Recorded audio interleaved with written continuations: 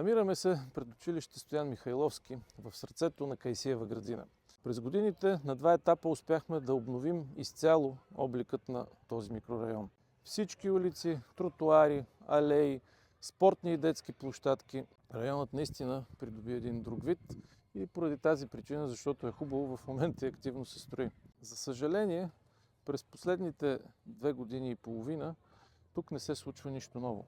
Така както не се случва в нито един от районите на града ни. При положение, че Коцев и администрацията му имаха безпрецедентната подкрепа от държавата с 200 милиона лева, но те изгубиха този ресурс.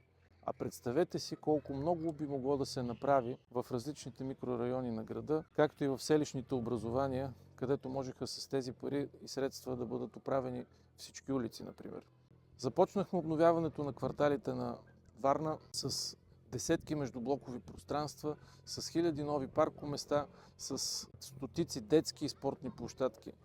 Това развитие трябва да продължи. Варна заслужава повече.